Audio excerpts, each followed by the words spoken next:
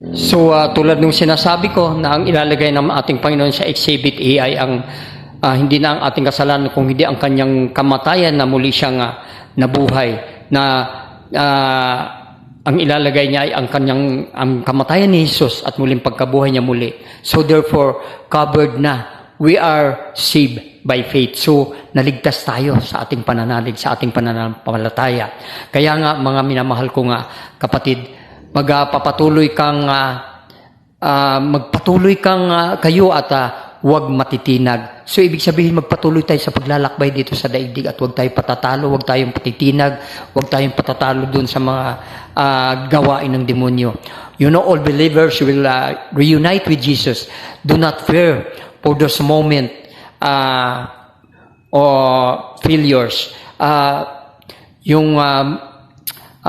We should not fear to those momentary failures.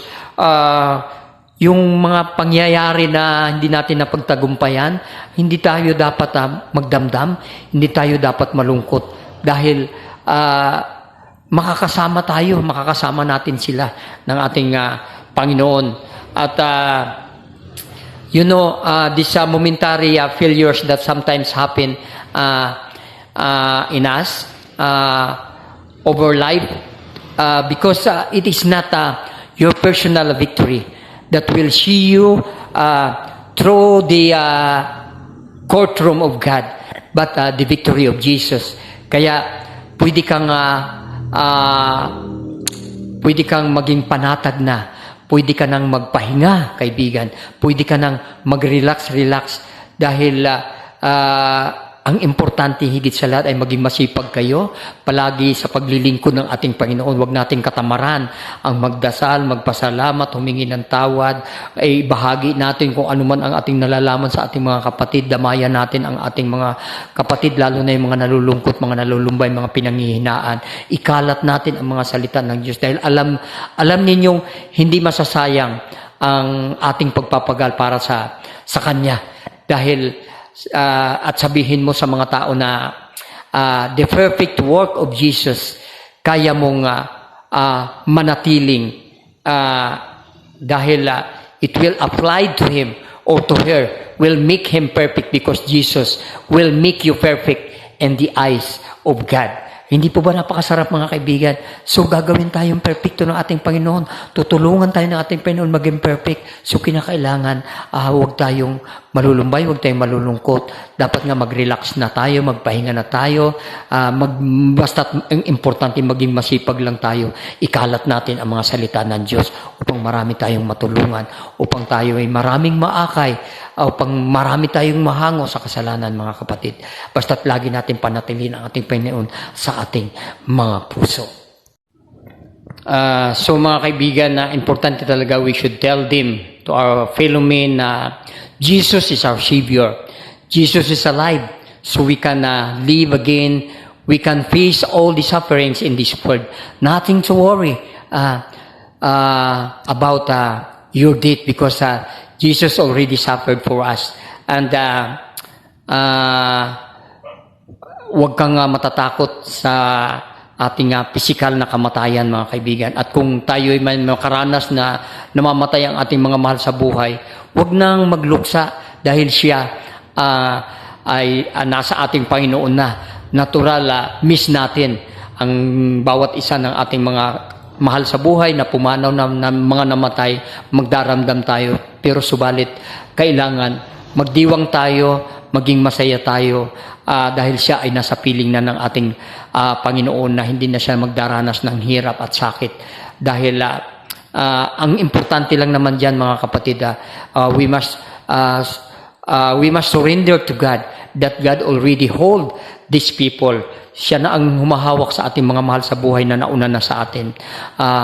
Our Father in heaven, hold these people to go home para tumawag ang iyong lumuwag, upang lumuwag ang iyong dibdib para din makapag-concentrate ka na to go on with your life to the most that was being left in your earthly life. So kailangan mag-rejoice na nga tayo. We must rejoice because Jesus lives.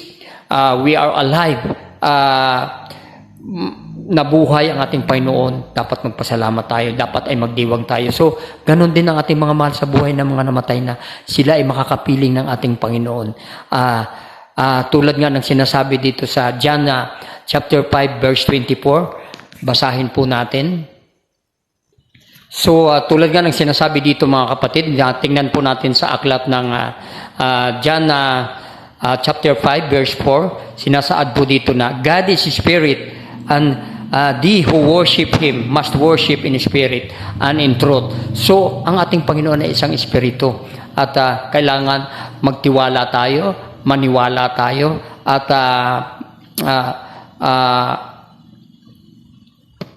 mag-worship tayo in spirit and in truth. So, kinakailangan manampalataya tayo, manalig tayo sa pamamagitan ng espiritu at sa katotohanan, mga kaibigan. Dahil ang ating katawan ay mamamatay, pero ang espiritu ay mananatiling buhay. Tandaan niyo po yan. Itong ating katawan na ito mawawala ito, mabubulok, mamamatay. Pero ang ating espiritu ay mananatiling buhay. Whoever hears will have eternal life. So kung sino man ang magmamana sa ating Panginoon ay magkakaroon ng eternal life. Sharing to others is needed. We all have an assignment in the world. We must teach Jesus-ness in every life of people in this world. So, kinakailangan matuto tayo mag-share to others. Kinakailangan na magkaroon tayo ng mga assignment upang ating damayan ang ating mga kasamahan, lalo na mga hindi pa nananampalataya, hindi naniniwala, na manalig sa Diyos at turuan natin ng Jesus-ness. Kasi yun po ang importante, mga kapatid, upang tayo ay makasama ng ating Panginoon sa paradise na Kanyang ipinangako na mayroong everlasting life or eternal life. So, mga kaibigan at mga kapatid na mananampalataya, we must be serious in soul winning because we are all missionary. So, we must spread the words of God. We must bring it to our friends, to tell them, to ask for forgiveness, to accept the Lord, to let Jesus enter into their life upang maligtas sila, upang kung sila ay maglaho na dito sa daigdig na ito, sila ay makasama ng ating Panginoon doon sa paradise. Kasi yun ang importante, mga kaibigan. Gusto mo ba ikaw lang ang makarating doon sa kaharian ng Panginoon? Siyempre kailangan isama natin sila. So kailangan i-spread natin as a missionary. We must gather. Kung meron tayong mga panahon, magkaroon tayo ng mga Bible study. Ipakilala natin ang ating Panginoon. Dalhin natin sila sa paanan ng ating Panginoon. Natanggapin si Jesus na bilang kanilang Savior upang kung dumating man ang panahon na sila ay nawala na sa daigdig, sila ay ating makasama doon sa paradise na ipinangako ng ating Panginoon. Kasi as a missionary, kaya siguro hindi pa tayo kinukuha ng ating Panginoon, kaya siguro narito pa tayo sa lupa upang ating ikalat ang mga salita ng Diyos, upang ating ipakilala sa kanila ang Panginoon na tagapagligtas. So, please don't forget, my brothers and sisters, to spread the words of God kasi importante po yan, mga kaibigan at mga kapatid. Huwag na natin tingnan kung ano ang iyong relihiyon, kung ano ka, kung anong sikta, o kung ano paman. Ang importante, ibahagi natin ang mga salita ng Diyos, ipakilala natin ang ating Panginoong Hesukristo na siyang tagapagligtas upang sila ay ating makasama doon sa paraiso, doon sa eternal life, doon sa everlasting life na pinangako ng ating Panginoon. Tandaan niyo po yan, mga kaibigan. Baka kaya hindi ka pa kinukuha ni Lord, baka kaya ikaw ay naririto pa sa lupa dahil may nais pa ang Diyos na gawin para ikalat natin ang mga salita ng Diyos. Ngayon, huwag tayong malungkot kung nawala ng ating mga mahal sa buhay.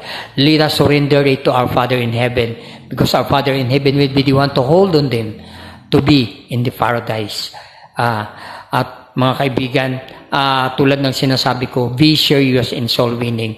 We celebrate the rising of the Lord from the dead. How about our loved ones? Will they rise from the dead? We must be energetic or sharing the words of God. declare the words of God.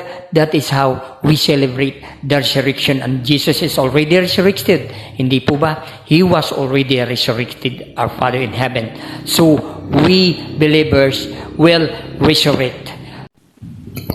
At mga kapatid, bilang pagtatapos, inuulit ko sa inyo na hindi po dito natatapos ang mahal na araw. Ipagpatuloy po natin, patuloy po tayong magnilay ng mga salita ng Diyos, hindi lamang itong Holy Week, kung hindi habang tayo'y naririto sa lupa.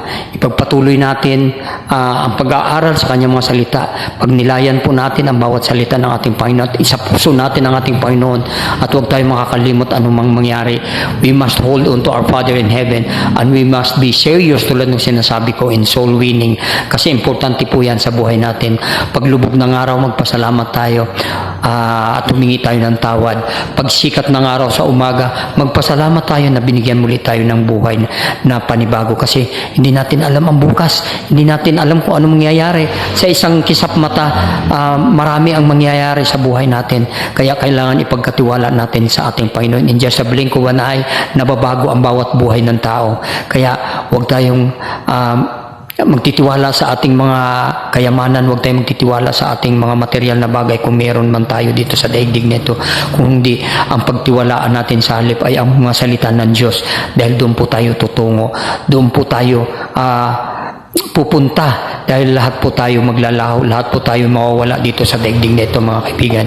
Kaya lagi kong paulit-ulit na sinasabi na lagi natin panghawakan ang mga salita ng Diyos. Ano man ang mangyari sa buhay mo, ano man ang mga hirap at ginhawa na iyong dinaranas, nasasaktan ka man, nahihirapan ka, nagdurusa ka, may sakit ka, may karamdaman, lumapit ka lang sa ating Panginoon. Huwag tayong makakalimot dahil siya lang ang tanging ating tagapagligtas. At muli, manalangin tayo mga kapatid. Panginoon, turuan mo po kami na ipagpasalamat hindi lamang ang muling pagkabuhay ng iyong bugtong na anak, kung hindi ang